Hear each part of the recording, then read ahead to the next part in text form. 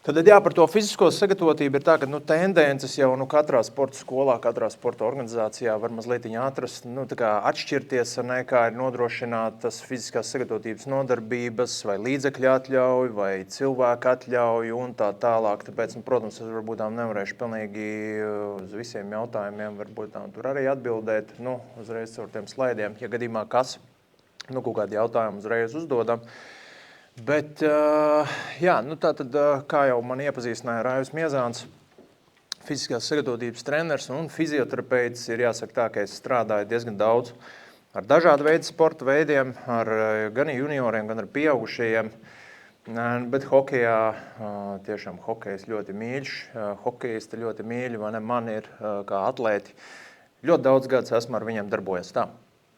Tad es jums par to fizisko sagatavotību pastāstīšu diezgan vispārīgi. Konkrēti skaitļi, tabulas, ja, šeit īsti nebūs.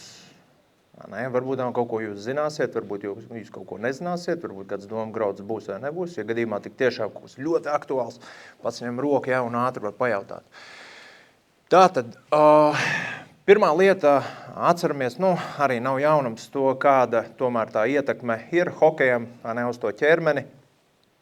Tas ir viens no arī ārkārtīgi asimetriskiem sporta veidiem, arī tenis, arī golfs.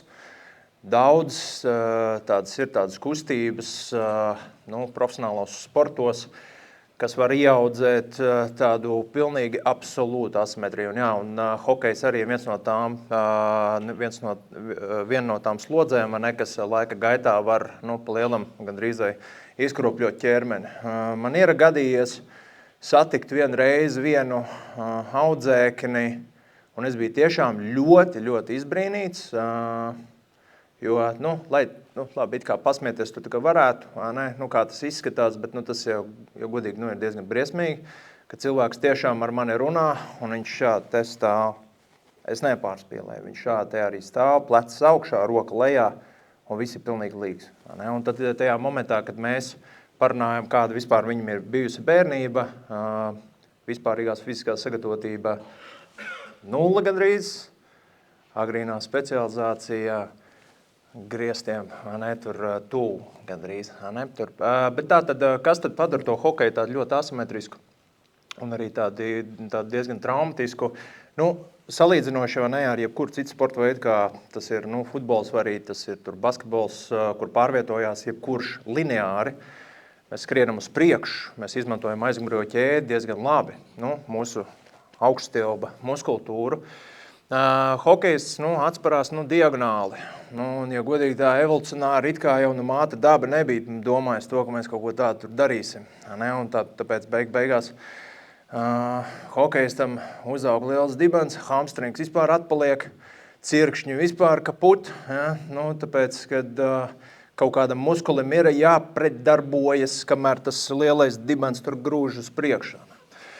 Un tādā veidā ir, tāpēc hokejistiem baigi bieži tās cirkšņu traumas. Un tad tālāk ir tas korsets disbalans, plecu disbalans, viena krūšu puse ir krietni spēcīgāka. Tā jautājums, ko mēs ar to visu darām? Raujam ārā no hokeja? Nē, tas ir tas, ko mēs izvēlamies, kādas vēl papildus fiziskās sagatavotības, darbības mēs viņam ieliekam iekšā. Vai viņas ir, vai viņas nav. Lai mēs varētu pretdarboties tam visam. Tad ir jāsaprot to, ka jebkurā ļoti asimetriskā sporta veidā prioritāte vienmēr būs veselība. Ok, es saprotu, reku fizioterapeits tagad runā, vai ne, un viņš tagad tikai par savu tur veselību, bet mums vajag sasniegumus, pilnībā piekrīt, vajag. Bet tajā pašā laikā, kad mēs tos sasniegumus mēģinām izveidot, ir jāskatās līdzi un nedrīkst aizvērt aci uz to, kā tas bērns attīstās, jo nākotnē varbūt viņam ierobežojušais faktors būs nevis tas, ka viņš kaut ko neiemācījās pietiekami prasmīgi, vai arī kaut ko ne tā tur nospēlēja, bet viņš vienkārši lazratē dzīvos visu laiku. Un tās problēmas, un kad ja to ielaiž, tad būs, kā būs. Tātad, par to agrīno specializāciju ļoti brīnišķīgi atkal visu atgādināja. Es pilnībā piekrītu, lai izaudzētu ļoti labu sportistu agrīnu specializāciju. Viņa var būt, bet atkal tad skatāmies līdzi, kas notiek ar to jaunieti. Un tad nākamā lieta ir tas dozēt ne tikai ledus laiku, jeb kādu citu treniņu laikus, dozēt, vai ne, vispār, ko mēs papildus tam bērnam dodam. Ja tas bērns emocionāli juniors izbauda to ceļu, ka viņu specializē, un ja mēs viņu vēl papildus ieliksim MMA, ieliksim vēl tur, ieliksim tā kā man ir dažreiz tā, ka atbrauc, es pajautāju, uz treniņu, es pajautāju, cik ir bijuši treniņi. Treniņi, piemēram, ir bijuši jau pirms manis jau 3. Uz kādiem resursiem tur tas bērns tur braukā un iet. Mēs jau Lauru tur smējāmies, un tam bērnam bija jāsēž, mājās bubarts jāēd. Un viņam bija vienkārši jāatpūšās, jāizbauda vakars no ģimeni kopā. Viņam jau enerģija vairāk nav. Un tas ir absolūti nepareizi. Tātad, ja mēs viņu specializējam, mēs domājam līdzi par to apjomu, ko mēs viņam dodam. Jā, ir jādod izbaudīt tā bērnība, jo, cik es saprotu, arī pirmīt te runājāt arī par to mentālo veselību un vispārējo motivāciju, un tas arī ir sportistam pats pamats. Tas zudīs, tad arī tas sporta vēlme vispār izaugt, arī zudīs. Mēs viņu nevaram visu laiku tikai spiest gribēt kaut ko darīt. Tā, un tātad par tām visām asimetrijām ir tā lieta, kad ir tad jāliek tas uzsvars uz vispārīgo fizisko sagatavotību. Jo vispārīgās fiziskās sagatavotības pašā pamatā mēs veicam ļoti dažādas, simetriskas bieži vien kustības, un asimetrijas mēs dzenam ārā ar simetriskām kustībām. Tātad tas ir vienīgais. Tātad visi šitās te agrīnā vecumā līdz pat 16 gadiem sporta specifika, tur sporta specifiskie treniņi, aizmirstam lūdzu, ar hantelēm vicināties hokeja kaut kādos tur kustību paternos, kaut ko specifiski tur darīt, vispārīgā fiziskā sagatavotība. Un tāpēc tagad konkrēti pieejot kaut kādām noteiktām vecuma grupām, es kāpēc runāju par 8 no 12, tāpēc, ka līdz 8 gadi, magā fiziskās sagatavotības trenerim kvalitatīvi 6-gadīgam bērnam kaut ko jau mācīt, viņam fokus tur nav, man ir jāmāk ar viņu spēlēties. Ja? Tāpēc līdz tam vecumam bērns ir bērns. Bet no 8 gadiem tas fokus jau var redzēt, kad lielai daļai veidojās, ka tu vari noturēt viņu virs 30 minūtēm, un viņš pat iegaumē nākamreiz, ko tu viņam iepriekš esi teicis. Tāpēc es arī konkrēti runāju par šo vecumu. Tātad, ir no 8 līdz 12 pašā pamatā ir kustību pamata, kad tā ir koordinācija, bērnam nervu sistēmā attīstās, jebkādas adaptācijas bieži vien būs nervu sistēmu adaptācijas, tāpēc, ka tādā vecumā, protams, kāda tur pubertāte, ko nozīmē pubertāte, hormoni, muskuļi, glikolas krājumi, cukuri nav muskuļos, adaptācijas iespējas nekādas nav. Tātad, jebkādi arī spēka un jebkādas citu vai iegūmi, viņi būs galvenokārt, uz nervu pamatu, uz kustību koordināciju un tā tālāk, un tāpēc arī uz to mēs fokusējamies. Bet ir tie 3 pamata akmeņi, spēks, ātrums un izturība, ko mēs visos gribam. Hokejistos jau iedzīt jau no paša agra vecuma, bet tā tad ir jāsaprot, kad 8 līdz 12 gadi spēku, kā es teicu, neirāli, mēs varam pacelt uz augšu, bet nebūtiski. Viņš nereaģēs kā uz pieaugušo treniņiem, tāpat. Jo viņam nav hormonu, viņam imūnsistēma un hormonu, viņi neatbilst tam, lai varētu audzēt. Viņam nav androgēnu hormonu, lielā mērā. Tik daudz lielā apmērā. Tātad, bet tādā vecumā spēku mēs trenējam caur šiem te vispārīgās fiziskās sagatavotības spēku vingrinājumiem. Un tad tādā vecumā bērnam būtu jāprot atspiesties normāli. Tādā vecumā bērnam būtu jāprot parāpties vismaz pa virvīti, pievilkties, ja? Un tad ar šiem te, kas liekas tādi veco laiku, pat no daudz skolas laikiem, tās vecās kustības, viņas jau ir tās simetriskās kustības. Reku, ja bērns, piemēram, atspiedīsies un viņam viens cirksnis un viens fleksors, priekšējais, kas ceļ mums kājas priekš, būs vājāks, mēs jau to redzam, viņam gunas krīt uz vienu pusi, bet mēs viņu mēģinam vadīt uz to tajā virzienā, lai viņš to iegunu notur. Un ar šīm simetriskajām parastajām kustībām mēs šīs asimetrijas dzīsim ārā. Tātad, ja sāna zvaigznīca, viens kājas piesēdieni, arī liekas, tik vecmodīgs vingrinājums, tur sabojās meniskus. Tādā vecumā viņam menisks ir tikai elastīgs, tā kā vaiprāts. Un neko tur nevar sabojāt. Bet viens kājas piesēdiens arī lielā mērā nodrošina to, ka mēs iedodam bišku lielāku, tā kā slodzi, un viņš mācās stabilizēt sevi spēku vingrinājumā, kas vēlāk viņam būs ārkārtīgi svarīgs. Un jebkādas svaru stumšanas un mešanas, tāda veida spēku vingrinājumi ir ārkārtīgi svarīgi bērnam. Un nevajag baidīties to, ka ja mēs kādreiz bērnam iedosim kaut kādu pretestību, tādā vecumā viņš neaugs vairāk. Nē. Mums tieši stimulācija vajadzīga. Kas notiek, ja mēs tagad visi izlidotu kosmosā ārā? Mums kauli sabirtu vai ne, paliktu krietni vājāki. Tātad ir vajadzīga pretestība, bet dozēta pretestība. Tātad mēs tagad pāragrīni no hokejisti gribētu olimpisko svarcēlāju uztaisīt, tad mēs varētu jau sākt domāt. Bez 6 dienas nedēļā trenējot. Tātad pa ātrumu arī iegaumēju, kad ātruma vingrinājumi tādā vecumā ir viena no vissvarīgākajiem, jo, kad es salīdzinu mazus hokejistus un mazus futbolistus, kādas kājas un kāda hamstringa ir tiem futbolistiem no tā, ka viņi sprinto lineāri, turpat tuvu tam hokejists nav. Ja? Un tāpēc rekomendācija. Vieglatlētikas principus ir ārkārtīgi svarīgi. Adaptēt, vai ne, iekļaut, bet atkal domājot līdzi, esot kontaktā ar treneriem, esot kontaktā ar sporta organizācijām, kurā jūs esat, lai nav tā, ka jūs vienkārši uz visa kopējās specializācijas fona izdomājat, kur Raivis teica, vai ne, tagad vedīsim viņu, vai ne, papildus uz 3 vieglatlētikas treniņiem. Tātad visam ir jābūt koordinētam. Jo vieglatlētikas treniņš, numur viens, vieglatlētikas treniņš, tātad ir kvalitātes attīstīšana. Viņš nedrīkst notikt uz noguruma fona. Tātad adaptācijas neirālās notiks tikai uz svaiguma pamata. Mēs aizdīsim pēc ledus viņu uz, piemēram, ātrumu attīstību. Paldies, imitācija. Absolūtākā. Vienkārši mēs nodedzinām kalorijas bērnam, tas ir viss. Tāpēc, lūk, šādi te ir tā plānošana, kā ir jāskatās. Jo, lai nav arī tā, kad notrenējās, tur labi, tur tagad aizbrauks, uztaisīs vieglatlētiku uz ledu, un tad vēl kaut kur aizbrauks.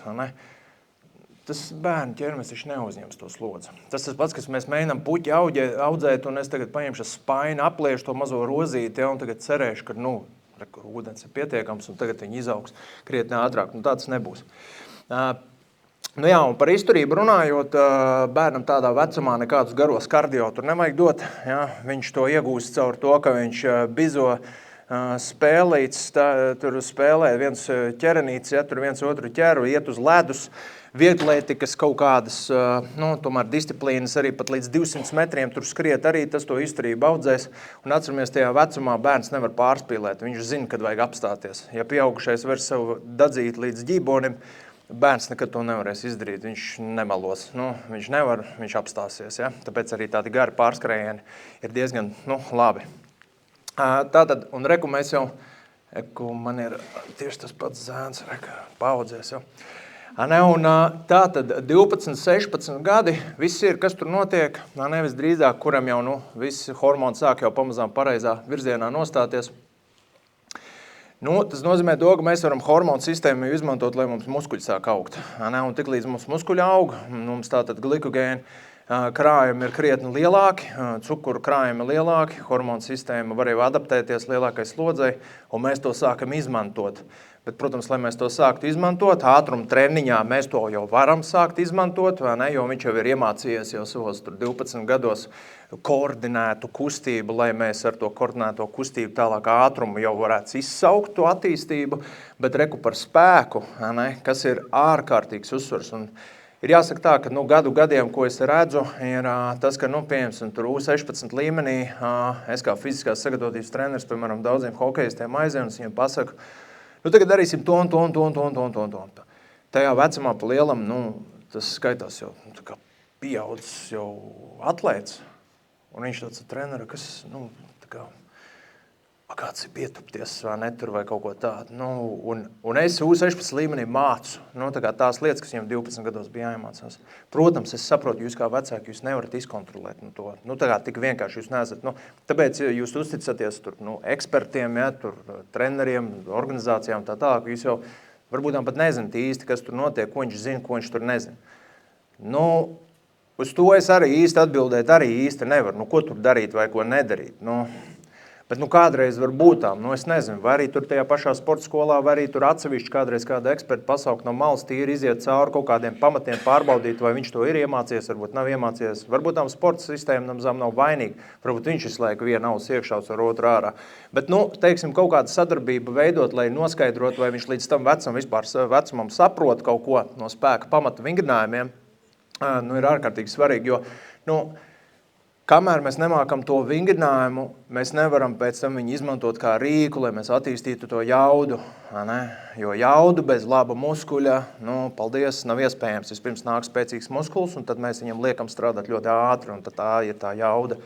Tāpēc šis ir ārkārtīgi svarīgs brīdis no 12 līdz 16 gadi apgūt. Tas, ka viņš pat vēl nekļūst par tur ātrāko čali rajonā, tas arī nekas. Galvenais, lai viņš apgūst tos rīkus, ko viņš pēc tam varēs izmantot, lai viņš to jaudu varētu jau tā kā trenēt virsū. Tas ir nenormāli svarīgi. Un par to ātrumu arī tieši tas pats paliek, kā es teicu, taisam to vieglatlētiku, ir rekomendējums, jo, jūs taču zinat, ir redzēti, kur tie labākie sprinteri pasaulē pārauj hamstringu, tur, staicos sprintu, bet tajā pašā laikā tie paši atlēti ceļ tādus svarus, ka mēs tad varbūt kopā tāds nepaceltu. Tātad tas nozīmē, ka hamstringam un tai kājai aizmugurējai ķēdei pilns sprints ir viens no visgrūtākajiem uzdevumiem pasaulē. Neviens svars, neviens vingrinājums, neviens smagākais pietupiens pat nepietuvojas tam.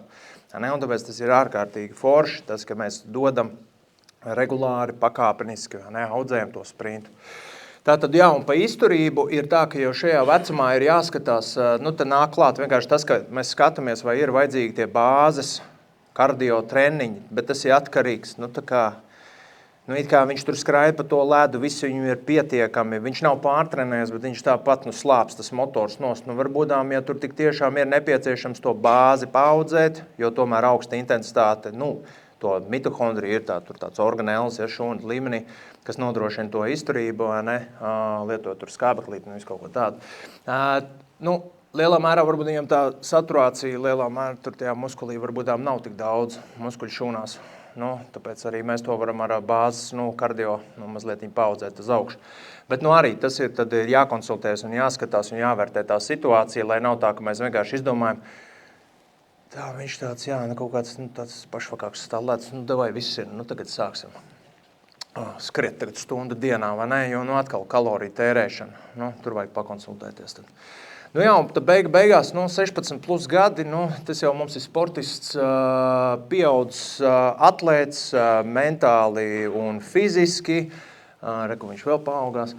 Tātad, viss ir, viss, ja viņš ir iemācījies visus tos pamatus, tos vingrinājumus, šis ir tas moments, kad viņš sāk audzēt to jaudu, viņš sāk audzēt to spēku, to ātrumu, jo viss iet pakāpeniski, ir spēks, jauda, un tad mēs tālāk to ātrumu iegūstam, jo arī sprinta ātruma, mums ir vajadzīgs jaudīgs muskuls. Un par to olimpisko svarcelšanu ir, protams, diskusijas daudz, nav jau tā, ka ļoti daudz cilvēku īstenībā, ir ļoti daudz cilvēku, kas nekad nav olimpisko svarcelšanu taisījuši, atlēti, hokejisti, viņi tāpat ir grandi, vai ne, tur hokejā. Bet ir jāsaka tā, ka atkal jauda, kas ir, tas ir spēks, un mēs ātrumā pārvaram to spēku, to pretestību, un jāsaka tā, ka olimpiskā svarcelšana, ja tehniski iemācās, ir ļoti labs rīks, ar ko var tā kā to trenēt. Par ātrumu runājot, viss tas pats paliek, jo tas ir jāturpina trenēt un vēl projām ir trenējams uz augšu. Un, ja mēs pa izturību, tad tajā vecumā jau sākās jau ļoti specifiski tieši sporta veidam tā izturība. Tā ir, kā jau vienmēr daudziem līgumos jau pieaugušiem jau cilvēkiem jau ir ierakstīts, ka viņam, varbūt esat dzirdējuši, VO2 max ir tāds, Nebūs tāds līmenis, tur nedod Dievs, tur ne tā nospēlēs, tev mēs algu nogriezīsim nost. Un tad jau tur ir jāpievērš uzmanība tik tiešām augstas intensitātes trenēšanai. Un tā ir tāda specifika tāda baigā, vai ne? Un tur dažkārt arī tātad tie testi tiek veikti, slodzes testi, lai arī tā kā noteiktu aptuveni, kur mēs esam, ko mums labāk darīt. Un garie kardio tieši tāpat, hokejistam, protams, ir vēlams maksimāli izvairīties no tās lietas, bet ir, ka cilvēki ir pārtrenējušies, vai arī cilvēkam tā bāze nav laba, viņš ar to laktātu netiek galā, tad arī tos garos kardio var pieslēgt klāt. Bet ar to aizrauties vienkārši tāpat vienais, tāpēc, ka es tā izdomāju, arī nevajadzētu. Ja? Tāpēc pats pēdējais tas slaidiņš, cik daudz tās fiziskās sagatavotības treniņas taisīt, šīs ir tādas tikai aptuvenās tādas rekomendācijas, jo atkal organizācijās ir dažādi, iespējas ir dažādas, Bet, protams, piemēram, tādam jaunietim 8, 12 gadi, ja viņam ir kaut kāds aptuveni 30 minūtes, tur tāda nodarbība viņa katru dienu dažiem uzdevumiem, lai viņš tur mācās koordinēt, tas jau viss ir baigi forši. Bet, ja gadījumā tādas iespējas nav, 2, 3 nedēļā bišķi garāka sesija, izvilksim video aritmētisko tāpat. Jautājums ir vienkārši, cik smagi mēs tur trenējam un ko mēs tur trenējam. Vai mēs sporta specifiski, vai arī mēs viņu tur nodzenam jau 5. treniņā, vai arī mēs vispārīgās fiziskās sagatavotības vingrinājumus izpildām. Un to, ko es tajā pirmajā slādiņā tur rādīju, kas ir jāmāk mazam bērnam, mēs jau gandrīz mājas apstākļos to varam noteikt. Viņš to var vai nevar. Mums pat nav vajadzīgs dispansers, mēs jau varam saprast, vai viņš var pievilkties pie kociņa klāt. Ja? Tātad, 12, 16, tas jau aiziet parasti tā, tipiski jau līdz 3 līdz 4 treniņiem nedēļā, kas ir pilnvērtīgi lielie tādi treniņi, pār stundai. Un 16 plus tas jau ir 5, tur 5 treniņi apmēram vidēji varētu būt pa stundai. Bet, labi, arī tas viss ir atkarīgs no situācijas. Ir viens tāds, kuram adaptācijas spējas ir krietni augstākas, otram ir švakāks. Tas vienmēr ir mazliet individuālāk jāskatās. Tātad paldies jums par uzmanību. Es ceru, ka es kaut ko mazliet atgādināju, ieskicēju, un varbūt tam ir kādi jautājumi.